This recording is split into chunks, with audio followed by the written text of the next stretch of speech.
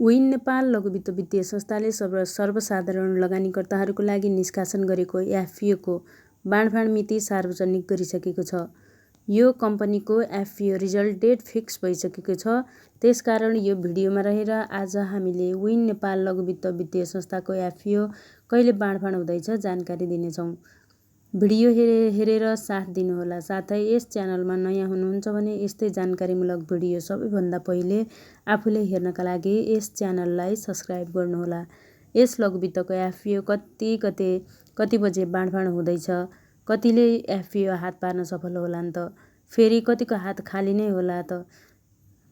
नै होला त यस्तो साथै यो कम्पनीको एफपिओ कहिलेसम्म बेच्न मिल्छ, कति नाफा कमाउला, सबै जानकारी विस्तृत रूपमा दिन चाहन्छौँ।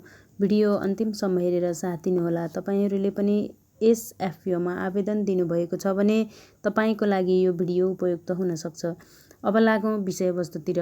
विन नेपाल लघुवित्त वित्तीय संस्था लिमिटेडले सर्वसाधारणले आवेदन दिन मिल्ने गरी चैत 21 गतेदेखि चैत 26 गतेसम्मको लागि एफपिओ निष्कासन गरेको थियो। यस कम्पनीले करिब 51,29,200 रुपैयाँ अङ्कित मूल्य दरले 51,292 किता सेयर निष्कासनमा ल्याएको थियो।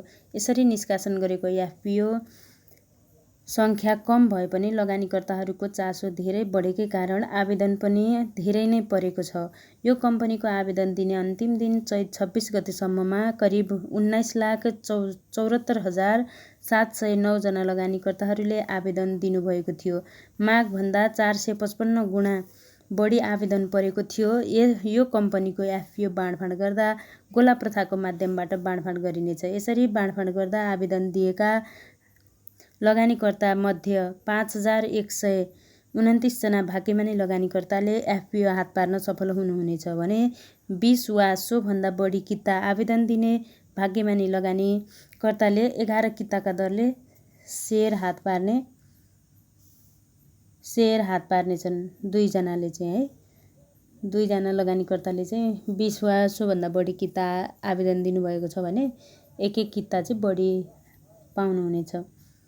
19,60,000 भन्दा बढी लगानीकर्ताहरूको भने हात खाली नै रहनेछ। यस कम्पनीमा आवेदन दिने सम्पूर्ण लगानीकर्ताहरूलाई यसको बाँडफाँडको विषयमा चासो बढिरहेको छ।